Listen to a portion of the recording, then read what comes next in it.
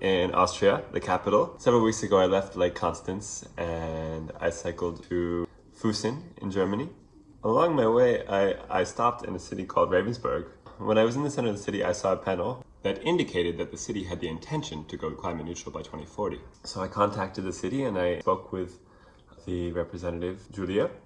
So this has been a big question for me. What is the role of the city in encouraging its citizens to go climate neutral or implementing certain policies that help them go climate neutral?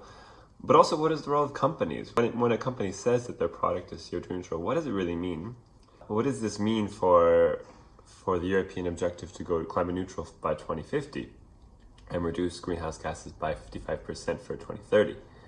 And other countries around the world, such as states and local governments in the US, are also making such plans. I've been looking at different plans and different proposals, such as the city of Ravensburg, such as the region of Salzburg in Austria, and now I'm in Vienna and I'm looking at the energy policy in Vienna. I noticed several common themes across these different plans. One, of course, was mobility within cities, looking at eco-friendly transportation options. Another one was, of course, the energy efficiency of our buildings. District heating options are considered more sustainable because they allow the city to control how the buildings are heated through steam and hot water. District heating can be supplied using renewable options. So when I had the opportunity to interview Julia, she explained to me that the city of Ravensburg contacted 150 citizens from different age groups. From there, the first 10 citizens that came forward got to participate on a first-come, first-served basis in the climate neutral plan. So they estimate that the city itself has an influence over maybe 20% of the carbon impact of its citizens. The plan looked at 4 topics. In addition to mobility and increasing the energy efficiency of their buildings, they also looked at offsetting and educating their citizens.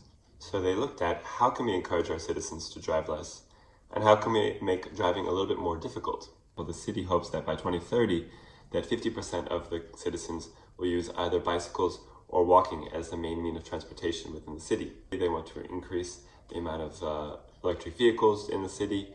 These are all common policies that we may see across many different regions. The city of Ravensburg worked with Green City Experiences, which is a consultancy firm based out of Munich. This consultancy firm came in and they helped them draft the plan, but also with the communication of the project and how do they communicate this to the rest of the citizens. Vienna, a city of over 1 million people versus Ravensburg, a city of only 50,000 people, may have different goals and objectives and ways of arriving at climate neutrality. For example, one difference I noticed is that Vienna set a goal of 85% of its population using eco-friendly transport, while Ravensburg only 50%.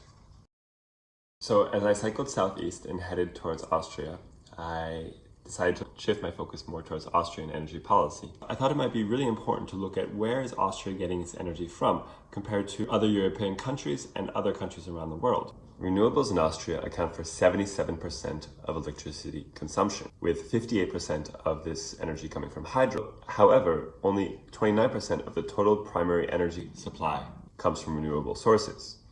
Unlike in France, Austria does not get any of its power from nuclear energy. In fact, in 1978, the Austrians passed a referendum with just over 50% of the population choosing to shutter a recently completed nuclear plant. This nuclear plant cost the Austrian taxpayers 1.4 billion euros when adjusted for inflation.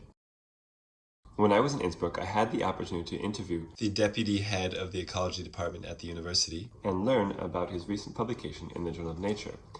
Their research examines the albedo effect when a reservoir is created from a hydroelectric dam. They found that most hydroelectric dams have a net cooling effect within 4 years. However, approximately 13% of the 700 dams that they studied actually have about a net zero cooling effect on the planet because of the heat that is created from the reservoir itself. The reservoir is darker than the surrounding than land. what was there typically. before. Yeah. Yeah. So the albedo of water is like 5%. Like a grassland, like over there, will have maybe 20-25% albedo. A coniferous forest, maybe 15.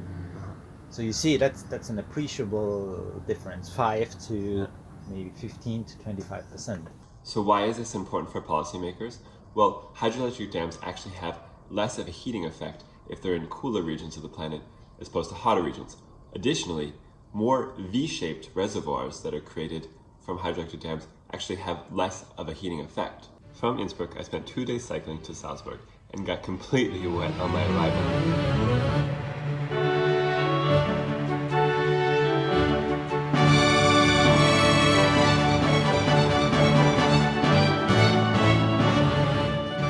I met the deputy governor of the Salzburg region, Heinrich Schellhorn, who is spearheading these plans on what they call a passathon tour. The passathon tour is very relevant to these issues because it is specifically looking at passive architecture, architecture that is CO2 neutral. Passathon tour is an initiative of a father and son team, Marcus and Gunther, who are huge fans of sustainable architecture and passive architecture in Austria. And they've developed a database of thousands of passive buildings within Austria, and they've put it all into an application where you can take tours yourself, or you can go on organized tours. I caught up with Gunther at a dinner on the northern side of Vienna. Hello, I'm Günther Land. I am a passive house designer. We have designed Austria's first passive house 21 years ago. Everywhere we have reduced the energy demand between 90 and 97%. We have done it in a way that it was cost economic for the owners from the first day on. We have done a study to retrofit the historic area here in Vienna. We have looked for in our study if it's possible to retrofit it to plus energy standard. It would be the most cost economic way, and as how you can see behind me, Beethoven, who were here in this restaurant, in this Heurigen, in this winery, often many centuries ago.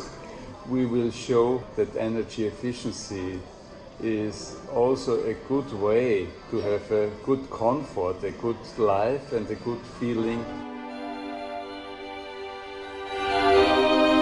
The next day, Robert Schild, a contact of Gunther, gave me a tour of his passive home in the center of Vienna. My name is Robert Schild. Welcome to Vienna. This is the first renovation of a single apartment on passive house standard. My first profession was lithography, but construction physics is not so complicated. All is logic, and I will show you how simple you can improve your personal comfort and reduce the energy cost, the quantity of energy you need. You see here the double glazing outside, and inside a highly efficient passive house triple glazing, 30 centimeter fiberglass insulation.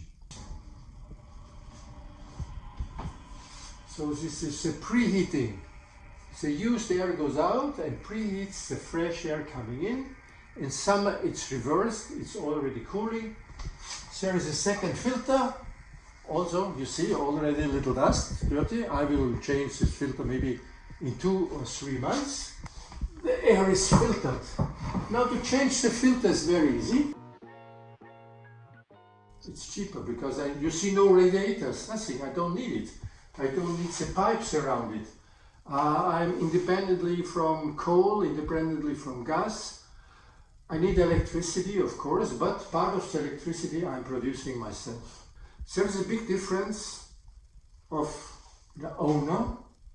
It says, I'm doing it for me, and I want to be energy independent. And the difference of professional building companies, real estate companies, where the objective is just to get the highest margin, and the running cost should pay the user. Thanks for watching this video. I hope you liked it. Next time I'm going to look closer at what does it mean for a company to go carbon neutral or climate neutral, as they may say. What standards are they following? What does it mean when they offset? Is this a good thing or a bad thing? We'll look deeper into this next time. Thanks so much and see you on the route. I hope that if we all, the humans, stay together and have a small look only for our children and grandchildren, then we have to act now. Yes, let's do it. Yeah.